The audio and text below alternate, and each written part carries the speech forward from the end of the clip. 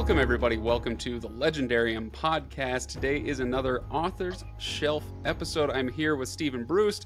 You know him as, well, as the author of a whole lot of things. Steven, you've been around for a while, but your latest book is the 16th installment in the Vlad Talto series. That's correct, yes. We're going to talk about that a little bit later in the show, but today you and I are going to talk Roger Zelazny's Lord of Light, which should be a very interesting discussion. Steven, welcome to the show. Thank you. It's good to be here. So before we get into all that, I'll just remind everybody to go to thelegendarium.com if you want to see past episodes grouped by author, by subject. You can get all of these Author's Shelf episodes on a page there at thelegendarium.com. We also have the calendar for upcoming episodes if you'd like to see what's going on there. There's a link to Discord so you can join the conversation that we have going on all the time. And there's a link to Patreon if you would like to support the show at patreon.com/legendarium. Okay, all that's out of the way now. Steven.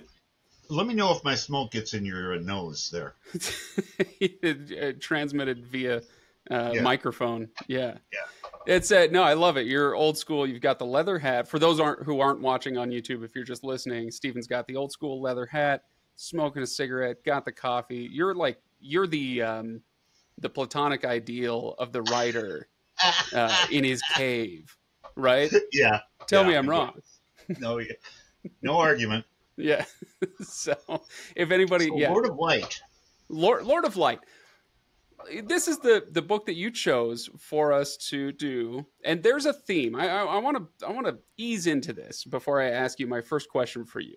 There's a theme going on with the Author's Shelf these days, where somebody will pick a book that is a few decades old. This one's several decades old, and it's one of those books that I know I should have read by now. Oh man, it's been sitting around and never quite got to it. Oh, finally, Steven Brust asked me to read Lord of Light. I've got an excuse to do it now.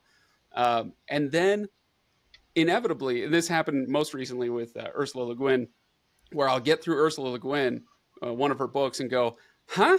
Okay, wait, I need to do that again so that I understand what's going on. So that's been my experience with so many of these. But as I said before the microphones got turned on, in the best way. So let me ask you my first question, same question I ask every author who comes on here, which is, why'd you pick this book? I've said this before in interviews, but when people ask me what made you want to be a writer, a friend of mine handed me Lord of Light when I was in high school, and I read it, and I said, I could spend my life making people feel the way this makes me feel. Okay, so or I guess of course I should raises say, the question.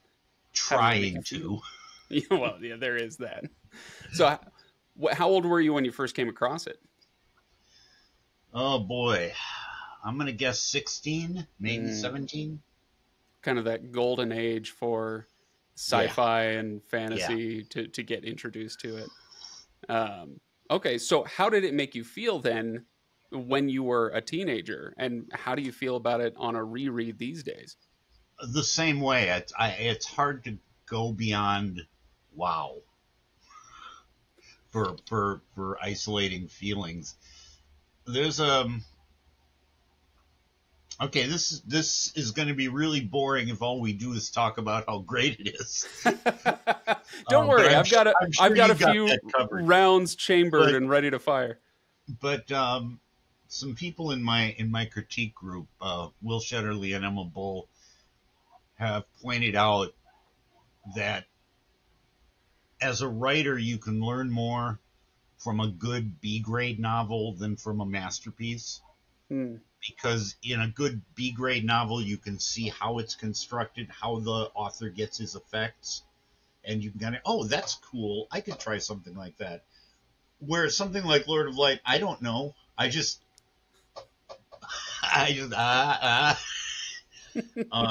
use of language, the reality of the characters. So to be clear, you're not saying that this is a well done B grade novel. You're calling this the masterpiece, and it's that I can't learn tough to anything really from. learn something from it. Exactly. I don't think I've learned a thing from it as a writer, other than, wow, that's cool. So what? You know what? Let's go ahead and just revel a little bit in the hey, that's cool kind of stuff. What are your favorite things? What are the characters or the events or the writing that makes you go, oh my Ugh, gosh, I love this? so much. The use of words. Um, a grin of pain made his mouth a bow. His teeth, the arrows, clenched. Hmm. I call that good writing. I mean, and just the opening. I mean, how do you get a better opening than his followers called him Mahasamatman and said he was a god. He preferred to drop the Maha and the Atman, however, and called himself Sam. He never claimed to be a god, but then he never claimed not to be a god. Right there, we're establishing the tone and the feel. That there is some deep and powerful stuff happening, and simultaneously the author is going to wink at you every once in a while. I'd say a lot. You're right. It really does set the tone. One of the spots that I marked that gave me a kind of a dry chuckle was later on. I think it's chapter 3 or 4, where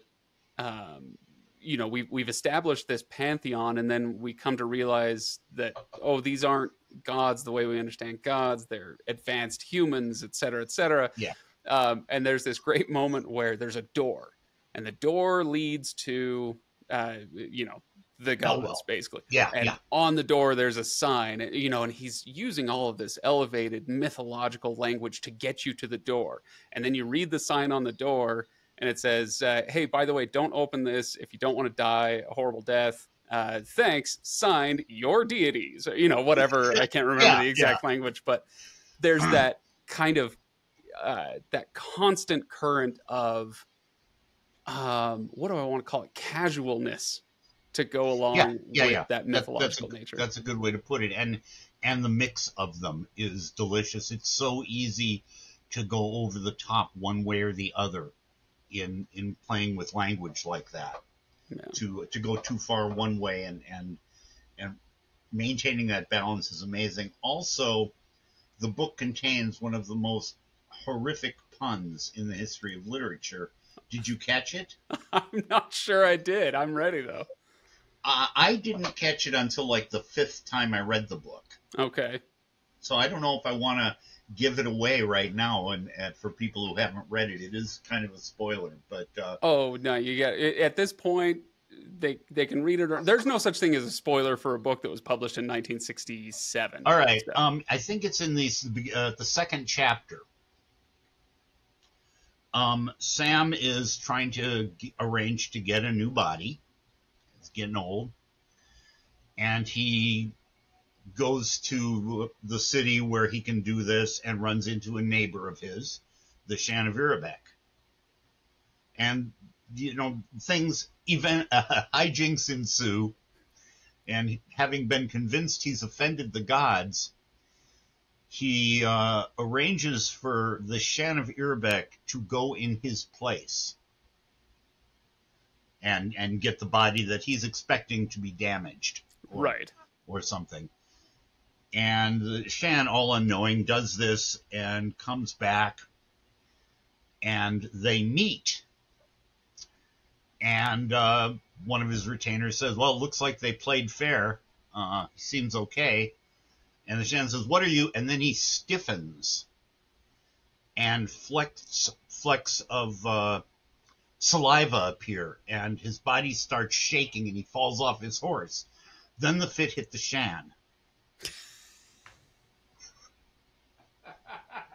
I did. Oh my gosh!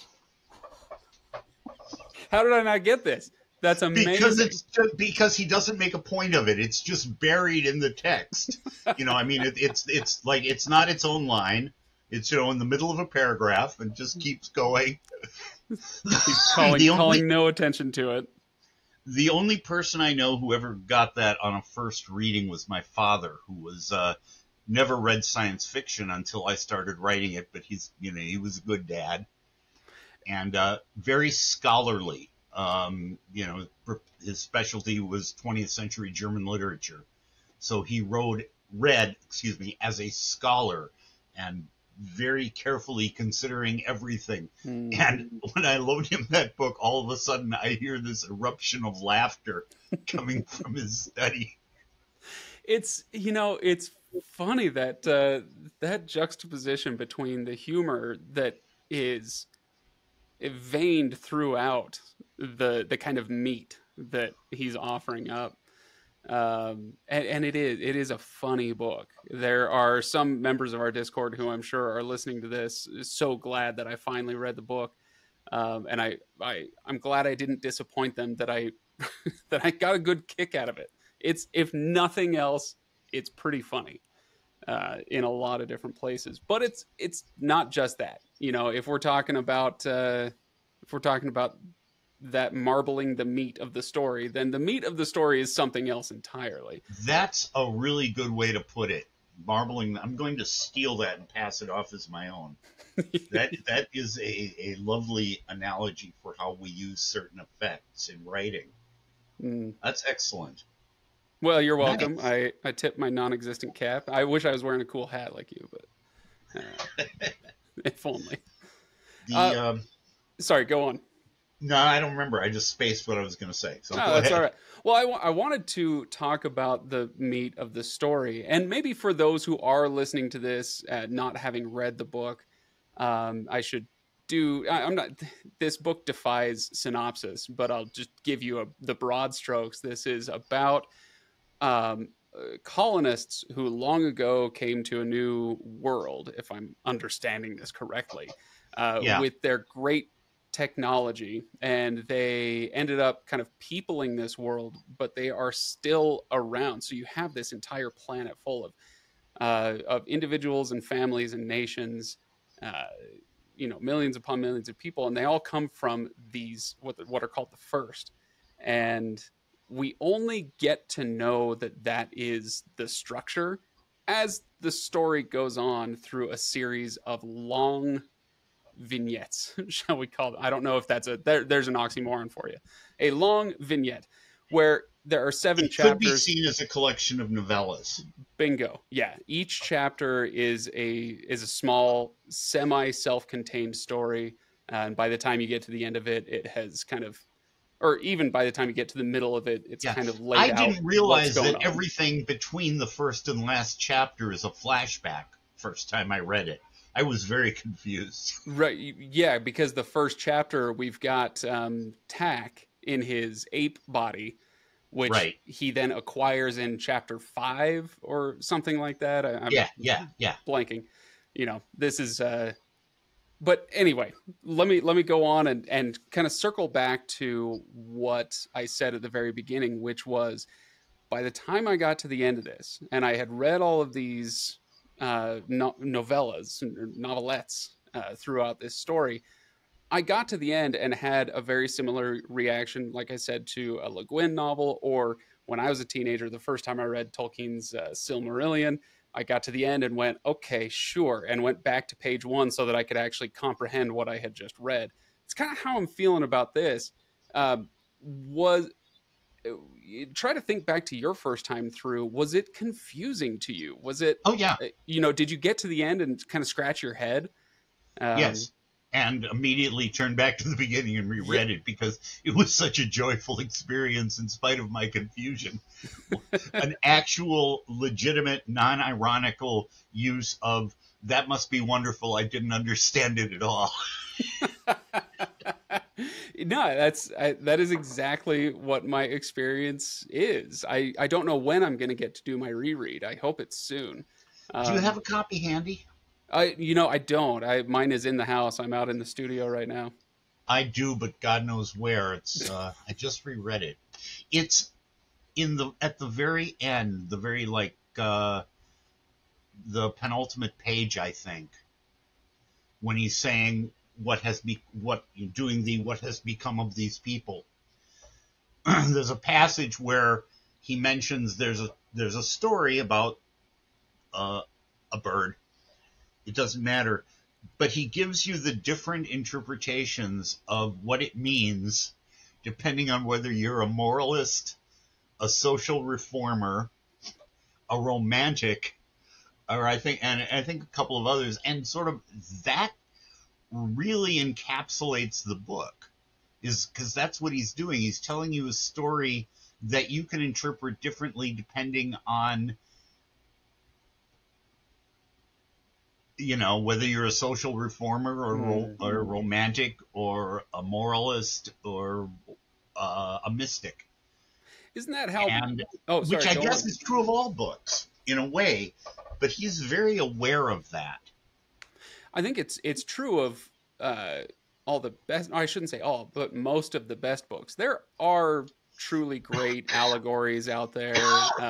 It's so. I don't want to say this is the only way you can write a story, but for the most part, the best books we have are open to interpretation. It's Exactly. the Tolkien's applicability versus allegory. That whole concept is very important.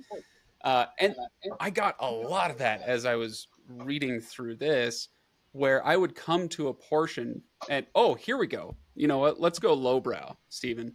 I'm going to compare this to That's where I live. Captain America, the Winter Soldier.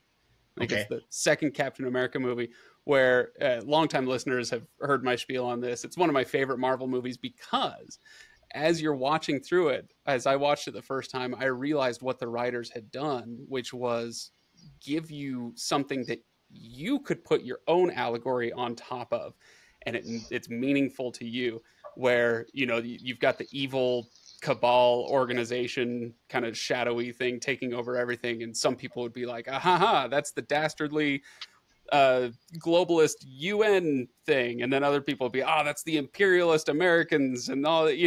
So you can fit whatever you want onto it. Right.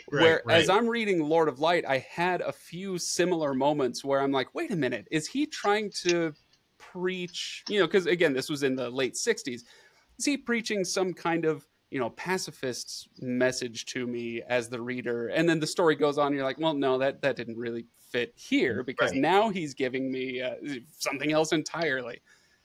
Speaking of, there's take a little side journey because you reminded me of it. There's one of the best fight scenes in all of literature in that book. Is it the four gods versus the demons? No. Okay, which one? Oh, Yama and Rild. Yes. And which to me has always been in literature what the Inigo Montoya was in the film. It's like, yeah, that's how you do that. So when I was in my short-lived attempt to become college educated, one of the classes I took was stage combat. I took 2 quarters of it. And my final project for the second quarter was choreographing the Yama-Rild fight scene. With at that time I was studying Shotokan karate, and the guy I was working with was a brown belt in judo. Nice. We had a lot of fun with that scene. We threw each other all over the stage. It was great. Break it down. Describe the fight scene and why you love it so much for people who maybe it's been a little while since they read it or they haven't gotten around to it yet. Fight scenes are like sex scenes in the sense that they... the pointy end goes in the other person? That's true. Well, not always in a sex scene. Well played, however.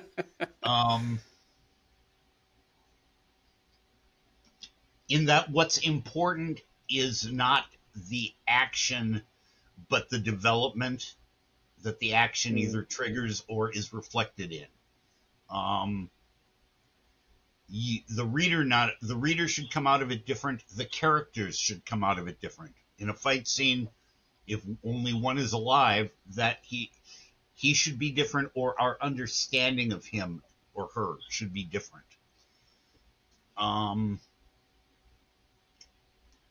In that fight scene, as it develops, we are learning about the background of the world. We come to understand the two characters better. It definitely advances the plot and sets up a lot of things that are going to pay off later. And in the middle of it, they stop and quote Hindu texts at each other. Because why wouldn't you? Just have a little jam sesh. Yeah. It's just astonishing. And it's not the kind of bang bang fight scenes that we're often used to now. It takes a long time. This is Yeah, pages yeah, worth with tons of dialogue. yep. So And it's I'm a Dumas fan, so mm, tons of dialogue in a fight scene is where I live. yeah. By the way, you can't bring that up without me referencing another Author Shelf episode. If anybody hasn't listened to it, our episode with Brian McClellan, he chose the biography of Alex Dumas Senior, and it Oh, was wildly interesting. interesting. So, I had to do some studying of. There's a particular edition that is a magnificent translation of the Three Musketeers, hmm, and I was able to lend my copies, Little Brown and Company, 1888, wow. to Tor when they did their paperback of it, and they let me write the introduction. So I had to Wow. do some studying of these people in order to do a halfway competent job, and it was really fun. Absolutely fascinating person. Yeah. Well, anyway, I don't mean to Anyway, totally sidetrack us, but just want to remind people that that's there.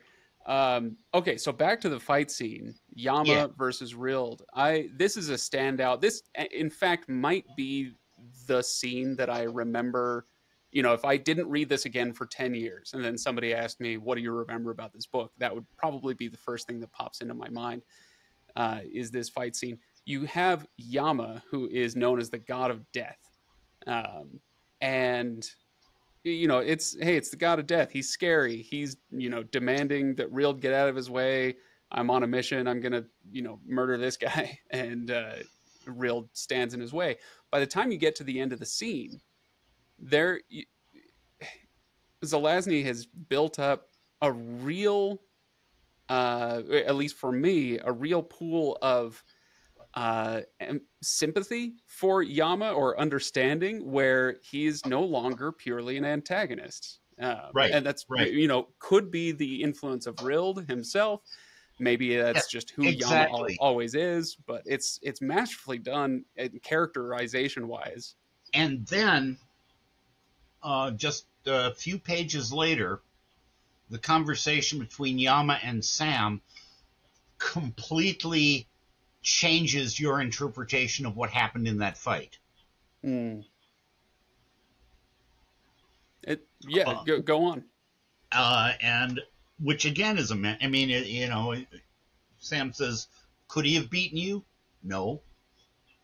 Did he know that? I don't know. Think about it. Okay, yeah, he knew that. So he deliberately went to his death. Why? And throws all this at you, in which is, uh, for people who haven't read the book, what's going on is the first, as you mentioned, the people who first arrived have set themselves up as gods over the rest of the world, and particularly the gods of the Hindu pantheon. And the main character, Sam, who some say is a god, others say isn't a god, Nice. um, is opposing them on the basis that they are oppressing society.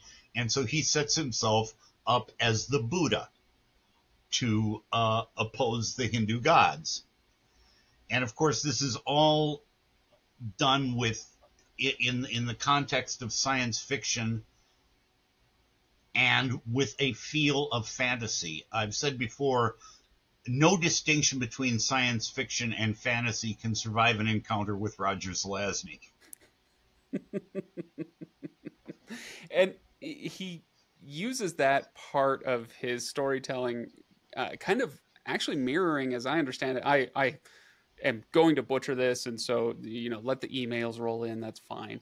But my understanding is that Buddha, the OG, as we might call him these days, did begin his movement as a political protest, That's my which understanding too. I you know, I'm all, I'm not an expert. I could be wrong, yeah. but that is also what I picked up.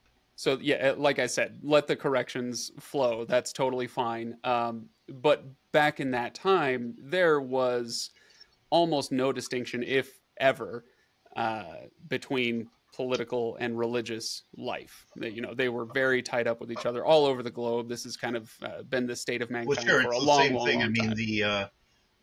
the English Civil War took on religious significance because that was how they interpreted. That was what they had available as tools Yeah, to interpret what was going on. So exactly. you have peasants fighting each other over different interpretations of the Gospel of John. Yeah. So yeah. Anyway, so I thought it was interesting that he used it. He sets up his Hindu pantheon and then throws a Buddha in there. And Yep. back to that fight scene, you've kind of got a sense of Rill, who this guy was, and how he became so devout. Former assassin becomes a devout Buddha-like character. And then what I love about that is the kind of juxtaposition between his ideological purity and the cynicism that Sam has when he sets the Exactly. whole thing up. Where he Yes. says, Yes. and Yes. and I'm not totally sure where to go with that on a personal level and how to think about this or use this in my own life. But isn't it interesting that something that was born in cynicism can then be purified in some way and become something greater, something that is actually good and not Which, cynical. interestingly, now that you mention it, is a lovely metaphor for a lot of things that happen when writing as well. Hmm. Because you might start out saying, "I just want to tell this really simple, basic story," and then the story takes over from you and turns into something you had no idea you intended that you were planning on, and is hitting at different levels Hmm. than you were aware of. Can I I ask love you? that. Nice. You've written, dozens of books by now, and how often does that sort of feeling happen for you? Where it's not. It goes from, hey, this is work, this is a chore, to a joyful chore, perhaps. I don't mean to make it sound negative, but this is work, to, oh, this is actually kind of transcendent in a way, or this is it, at least transcending what I Yeah, intended. I try to set that up if I can. I since I became aware of it as a really cool feeling to have, I've sort of tried to create the conditions for that to happen, Mm. which I do by formulating a question in my mind at some point as I'm writing the book, usually pretty early, and using the book to work out the answers or to explore that question. And it's rarely anything that the reader would be aware of, but it kind of keeps me going, and Mm. it gives me things to play with and presents the opportunity for the book to surprise me. Whoa, okay, I didn't know I believed that. Well, interesting. Anyway, back to Roger. Sure, sure.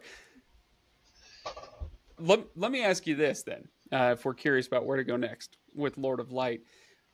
Is Sam a protagonist? And are the rest of the gods antagonists? Are there good guys and bad guys? Is this a white hat, black hat story, or is it more complicated than that in your mind? In my mind, it's more complicated than that. Sam is certainly a protagonist. Yeah, I Sam should, of Sam course. is speaking for us. Yama is much more complex. Mm. He goes through transitions. Well, that was one of the early things I discovered when I was reading everything Roger has written. Is that I was taught in English class in high school that there are two kinds of characters, static and dynamic. Static character is the same person at the beginning of the story as at the end, and the dynamic character changes. And I guess Roger missed that lesson. No one told him it was okay to write static characters. The least, the most minor spear carriers in his stories have what today we call an arc. They're different after having been through the experience, whatever experience they have, which is really cool. I like that. Even down to you have what are called demons, right? In this bastardized Hindu religion that they've set up on this world. The original inhabitants, they're kind of more ethereal, unembodied spirits. They call them demons. And at one point, I think it's in chapter 4, Sam is possessed by a demon.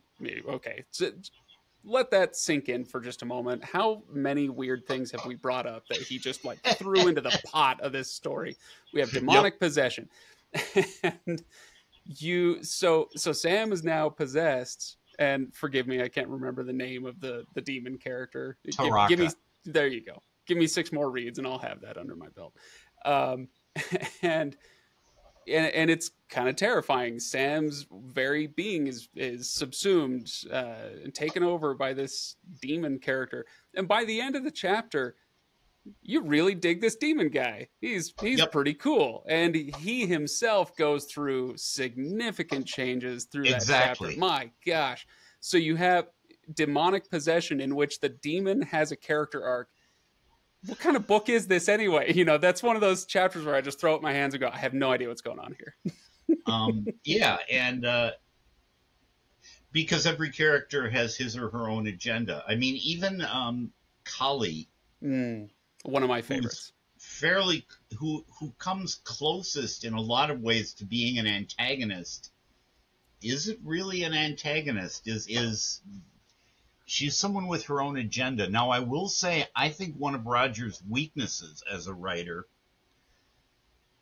his women are often weak as characters. He sort of got around it in this book, not as much, but there's still elements of that. In that generation, a lot of men felt that women were an alien species that we couldn't really understand. And I think Roger had a little bit of that. Yeah. We can't understand them, so why try? Interesting. No, she was one of my favorite characters to come across. We don't really get to dwell with her the way that we do with some of the others that we've talked about. But the way Sam relates to her and how that kind of it's a very much a roller coaster with Kali through the whole story, and it's nice to see how she might be one of the more static characters in the story now that I think about it, but the way she affects Sam gives him a lot of his character arc. Not to say that she's totally static. I don't know. No, she isn't. And look at the ending in particular. Oh, look at where she ends up. Oh, yeah. So who's your favorite to read then as you go through this? Favorite character? Yeah. Probably Yama. Okay. The god of death. Yeah, when I was at that impressionable age, 16 or 17 or whatever, he came to represent all that is cool. Okay, fair enough. So it's just down to, hey, it's a joy to read this character. Yeah. Okay. That's there's something to be said for the rule of cool here. Mm-hmm. So, Steven, I don't know what year you were born, and I'm not going to ask, but you might have a little bit better idea than I do of what was going on culturally in the 60s that this book. Do you feel like he was reacting to anything, commenting on anything that was going on back in the day? Partly, and this gets back to what you were saying about he threw things in. Mm. Um, as a philosophy, I have a deep, abiding, passionate hatred for postmodernism. All right. But its effect on art was not necessarily, it can't be, you can't oversimplify it. Mm. I think Roger was extremely influenced by the postmodernists. If you compare another of my favorite writers, Gene Wolfe. Gene Wolfe was one of the last of the great high modernists. Mm. Every word, every piece of the edifice in a Gene Wolfe story they're all working together to build to a single point. They're beautifully and elegantly constructed, and everything works together. Toward that kind of grand narrative. Yes, whereas with a postmodernist, whereas somebody like Roger or Chip Delaney, for example, who would be another example, I'm going to throw that in there because I think it's cool. And I trust the reader to interpret and put things together for me. And for me, that works. But if you look at another one of his books, Creatures of Light and Darkness, which he originally wrote as a trunk novel, but ended up being published thanks to Chip Delaney. It's the most extreme of what you can see in all of his work he's got gods from all over the place. He's got, Skagenok Abyss, however you pronounce that, from Norse mythology, bouncing off Egyptian gods, and all with a science fictional underpinning. That's kind of his approach, and he makes it work by being brilliant. Oh, is that all? Oh, okay. That's all. I'll go get my degree in being brilliant and then do that too. That's kind of what I learned from reading Roger is, okay, be brilliant. Wonderful. Thanks so much. Very helpful. Yeah. I wonder now about people who approach this book, especially younger than me. I'm of a slightly older generation than some of the more online people, I suppose. But there's a tendency, I think, now for people to construct their own grand narrative that we had in modernist philosophies and works like Gene Wolfe, like you're talking about. People construct their own grand narrative. And then you have something like Lord of Light thrown at you. And I'd be curious to hand this book to somebody who is, 23 years old or 20 years old and say, what do you make of this? And there would be, I would assume, a lot of the stuff that he throws in there. Hey, let's have, oh, jeez. Let's have my daughter sing to me through the monitor out here in the studio. Excellent, I approve. It says, let's have them set up a Hindu pantheon because then they can have a caste system, and wouldn't it be interesting to see how they oppress using this? And then so now he's going to be the Buddha to fight against that. And at the end of it, you have a kind of Christian missionary character who is building up his own society, and he's the real antagonist too, right, which is delightful. But it's all done without much regard for any of these like philosophies or religions or systems. Yep. He just throws it in there and uses what he wants out of it to make his own stew.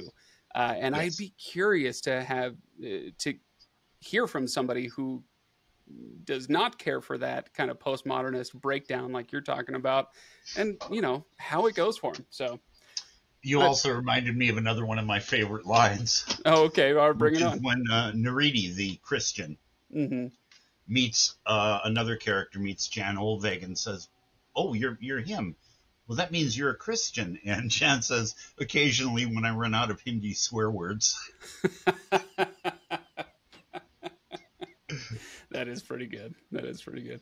All right. Well, let's begin the process of wrapping up our discussion of Lord of Light. Anything else that you want to bring up as far as why people should pick up this book, why you love it so much? Yeah. Any final thoughts on Lord of Light?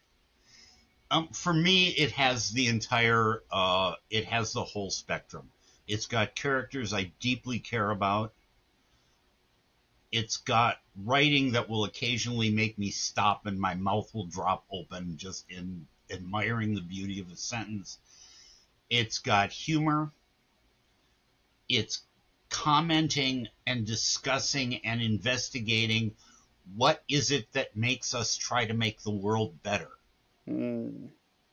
Which is pretty huge to me.